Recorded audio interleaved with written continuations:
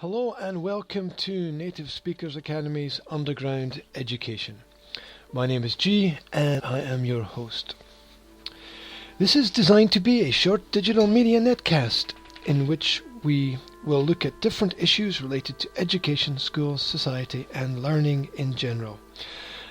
Our aim is to highlight ideas that empower you to take more control of your own life. And today's article is by Peter Gray, and it has the long title of Give Childhood Back to Children. If we want our offspring to have happy, productive and moral lives, we must allow more time for play, not less. And the source of the article is from the independent.co.uk. Remember that links to the sources can be found in a description connected to these posts online. And if you want to, you can use the link to read along with me as I go through the article. So, here we go. Give childhood back to children. If we want our offspring to have happy, productive and moral lives, we must allow more time for play, not less. Because students spend nearly all their time studying, they have little opportunity to be creative or discover their own passions. I'm a research biopsychologist with a PhD. So I've done lots of school. I'm a pretty good problem solver in my work and in the rest of my life. But that has little to do with the schooling I've had. I studied algebra, trig, calculus and various other maths in school, but I can't recall ever facing a problem, even in my scientific research that required those skills. What maths I've used was highly specialized, and as with most scientists, I learnt on the job. The real problems I've faced in life include physical ones, such as how to operate a newfangled machine at work or unblock a toilet at home. Social ones, how to get that perfect woman to be interested in me. Moral ones, whether to give a passing grade to a student for effort, though he failed all the tests. And emotional ones, coping with grief when my first wife died, or keeping my head when I fell through the ice while pond skating. Most problems in life cannot be solved with formulae or memorized answers of the type learnt in school. They require judgment, wisdom, and creative ability that come from life experiences. For children, those experiences are embedded in play. I'm lucky. I grew up in the United States in the 1950s, at the tail end of what the historian Howard Chudakoff referred to as the golden age of children's free play. The need for child labor had declined greatly decades earlier, and adults had not yet begun to take away the freedom that children had gained. We went to school, but it wasn't the big deal it is today. School days were 6 hours long, but in primary school, we had half-hour recesses in the morning and afternoon, and an hour at lunch. Teachers may or may not have watched us from a distance, but if they did, they rarely intervened. We wrestled on the school grounds, climbed trees in the adjacent woods, played with knives, and had snowball wars in winter, none of which would be allowed at any state-run school I know of. Out of school, we had some chores and some of us had part-time jobs such as paper rounds, which gave us a sense of maturity and money of our own. But for the most part, we were free to play for hours each day after school, all day on weekends, and all summer long. Homework was non-existent in primary school and minimal in secondary school. There seemed to be an implicit understanding that children need lots of time and freedom to play. I'm writing here in response to the news that the Independent School Teachers Review Body is due to report back this week to Michael Grove on his plan to make school days longer and holidays shorter. I'm sure the teachers and students are going to love that. And I wonder if there's really an Independent School Teachers Review Body. Independent. The Education Secretary's hope is that more hours in school will raise test scores. Comment even though more hours in school has lowered test scores over the last 30 to 40 years. More hours in school will raise test scores in the UK to the level of those in China, Singapore and other East Asian nations. Yes, we want to be more like China. Of course we do. Paradoxically, Grove's proposal has appeared just a few months after the Chinese Ministry of Education issued a report entitled 10 Regulations to Lessen Academic Burden for Primary School Students, calling for less time in school, yay, less homework, yay, and less reliance on test scores as a means of evaluating schools. Sounds perfectly logical to me. Educators in East Asian nations have increasingly been acknowledging the massive failure of their educational systems.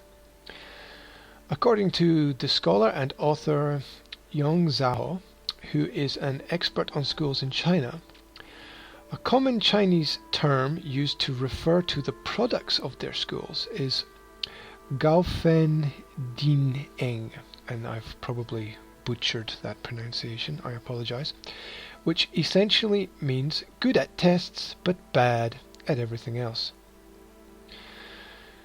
Because students spend nearly all their time studying, they have little opportunity to be creative, discover, or pursue their own passions, or develop physical and social skills. Moreover, as revealed by a recent large-scale survey conducted by British and Chinese researchers, Chinese school children suffer from extraordinarily high levels of anxiety, depression, and psychosomatic stress disorders, which appear to be linked to academic pressures and lack of play. The main focus of my own recent research is on the value of play for children's development. All mammals play when they are young, and those that have the most to learn play the most. Carnivores play more than herbivores, because hunting is harder to learn than grazing. Primates play more than other mammals because of the way their life depends more on learning and less on fixed instincts than does that of other animals. Human children, who have the most to learn, play far more than any other primates when they are allowed to do so. Play is the natural means by which children and other young mammals educate themselves. In hunter-gatherer bands, children are allowed to play and explore in their own chosen ways all day long, every day, because the adults understand that this is how they practice the skills that they must acquire to become effective adults. The most important skills that children everywhere must learn in order to live happy, productive, moral lives are skills that cannot be taught in schools. Such skills cannot be taught at all. They are learned and practiced by children in play. These include the abilities to think creatively, to get along with other people and cooperate effectively, and to control their own impulses and emotions. And you can see our last audio-video post on self-control if you'd like more information about that. My bet is that Grove would agree that now, even more than in the past, creativity is a key to economic success. We no longer need people to follow directions in robot-like ways. We have robots for that. Or to perform routine calculations. We have computers for that. Or to answer already answered questions. We have search engines for that. And I think that recently is it Ken Livingston, Ken Robertson, who is it? Somebody will post something, I'm quite sure, has been doing a lot of work on the value of creativity in schools, and has done some interesting TED videos that you can find online. Somebody can help me by maybe posting a link to one of those connected to this post when I get it uploaded.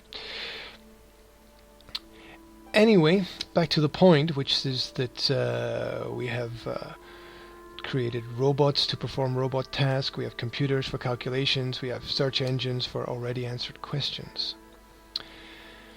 But we do need people who can ask and seek answers to new questions, solve new problems, and anticipate obstacles before they arise. These all require the ability to think creatively. The creative mind is a playful mind. All young children are creative. In their play and self-directed exploration, they create their own mental models of the world around them, and also models of imaginary worlds. Adults, whom we call geniuses, are those who somehow retain and build upon the childlike capacity throughout their lives. I think in essence they're innovative. We are constantly reinventing everything that exists in the world around about us, and that's the innovation that we see in scientific development and technological development. Albert Einstein said that schooling almost destroyed his interest in mathematics and physics, but he recovered it when he left school. He referred to his innovative work as combinatorial play. There's a word, combinatorial, which I think would mean combined play, exploration, research, all of those elements together. He claimed that he developed his concept of relativity by imagining himself chasing a sunbeam and catching up with it, and then thinking about the consequences. I remember reading about Agatha Christie as well, who said that her love of writing wasn't really sparked by her experiences of traditional learning. Anyway, we can't teach creativity, but we can drive it out of people through schooling that centres not on children's own questions, but on questions dictated by an imposed curriculum that operates as if all questions have one right answer and everyone must learn the same things. I'll tell you what, it really annoys me when everyone has to read the same book, personally, especially with so much literature available in the world. Even more important than creativity is the capacity to get along with other people, to care about them and to cooperate effectively with them. Children everywhere are born with a strong drive to play with other children, and such play is the means by which they acquire social skills and practice fairness and morality. Play, by definition, is voluntary, which means that players are always free to quit. If you can't quit, it's not play, and as I always say, if you can't say no, it's not a real choice. All players know that, and so they know that to keep the game going, they must keep the other players happy. The power to quit is what makes play the most democratic of all activities. When players disagree about how to play, they must negotiate their differences and arrive at compromises. Each player must recognize the capacities and desires of the others, so as not to hurt or offend them in ways that will lead them to quit. Failure to do so would end the game and leave the offender alone, which is powerful punishment for not attending to the other's wishes and needs. The most fundamental social skill is the ability to get into other people's minds, to see the world from their point of view, which I remember my uncle describing to me as the one thing that he would love to be able to do that's impossible, which is see the world through the eyes of another person. But without our ability to imagine that, without that you can't have a happy marriage or good friends or cooperative work partners. Children practice that skill continuously in their social play.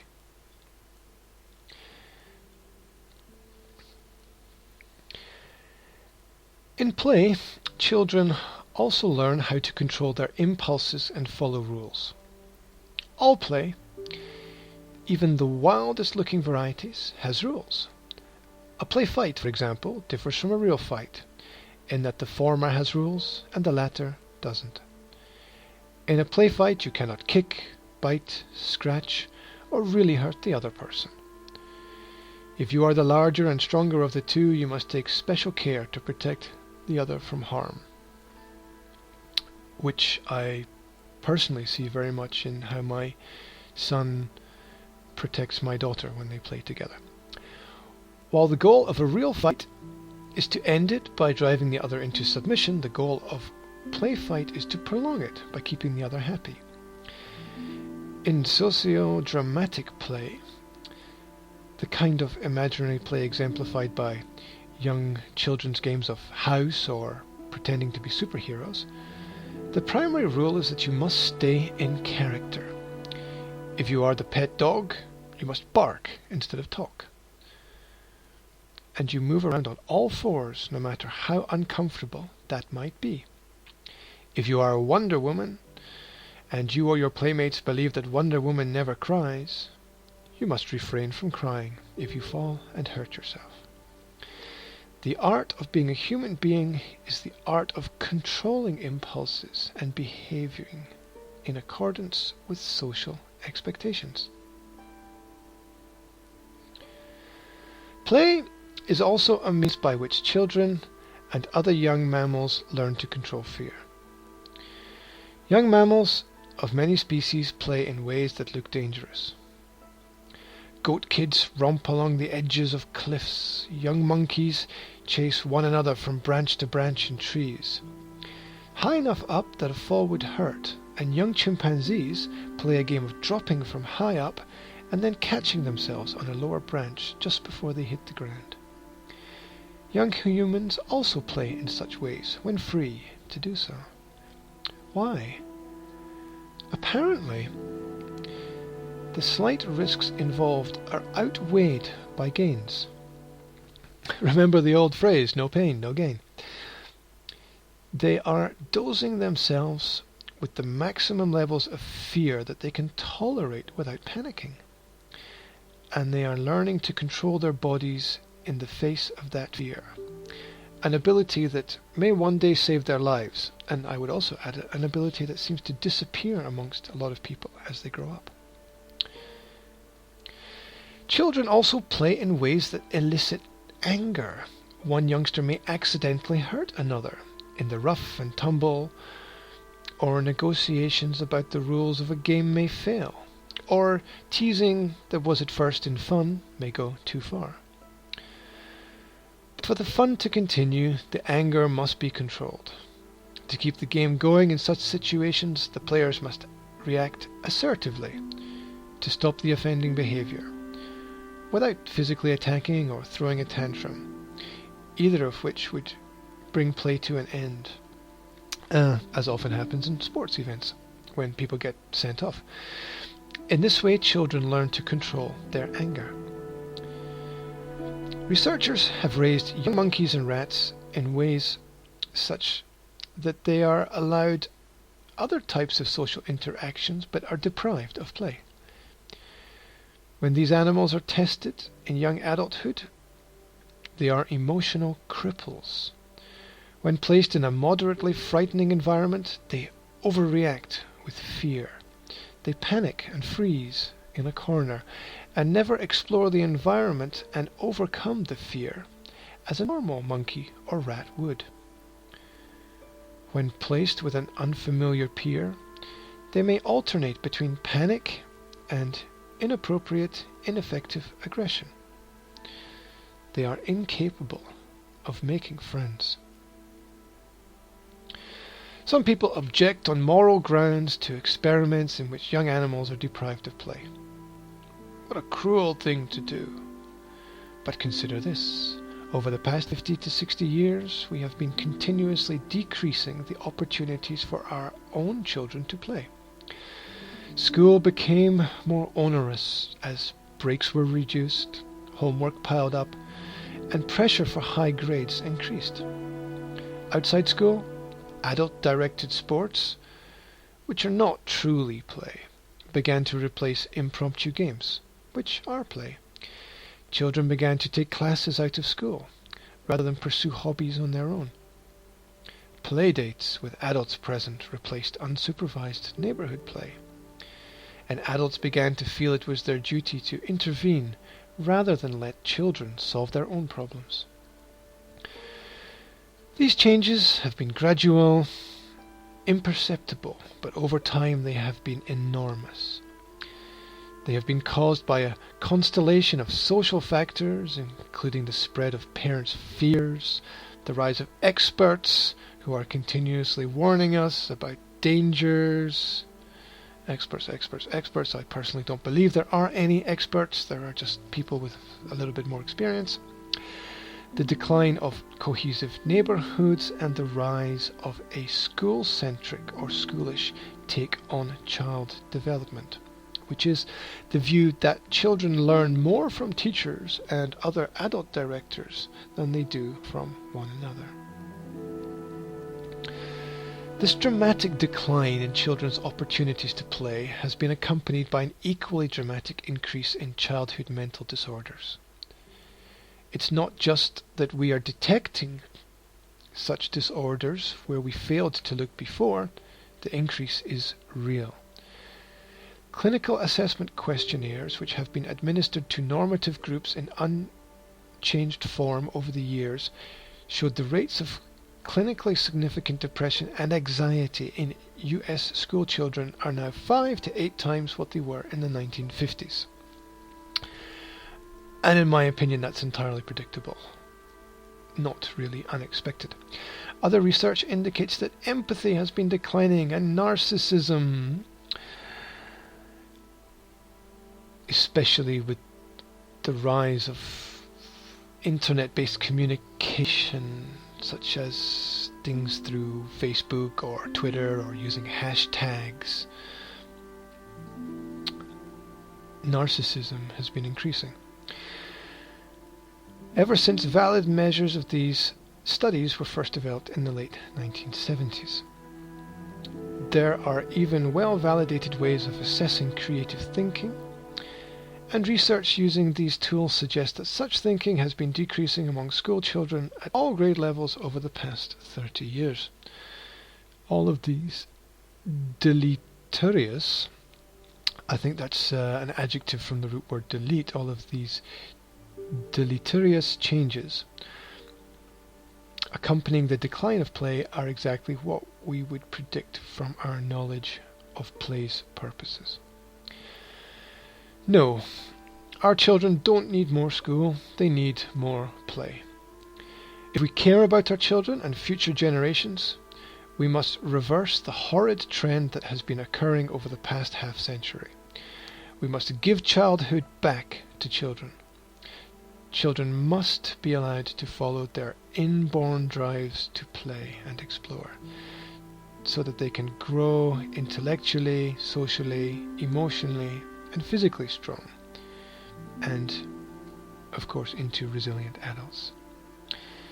The Chinese are finally beginning to realize this, and so should we. And that is our article for today. Dr. Peter Gray is a research professor of psychology at Boston College and the author of the textbook Psychology. His recent book, Free to Learn: Why Unleashing the Instinct of Play Will Make Our Children Happier, More Self-Reliant, and Better Students for Life, is available now. So, I'd like to thank you for your attention and remind you that Native Speakers Academy is a small, independent centre for educational theory and research, and we're based in Slovakia, which is right in the heart of Europe. You could support us by visiting our websites at nsa-slovakia.com or nsa-education.com. We are also all over the internet. Just put Native Speakers Academy into any search engine. If you like this article, then please try to support the author by sharing it, or you can share a link to this reading of the article. Whatever happens, I hope to talk to you again soon, and until then, stay safe and have a good day. Bye for now.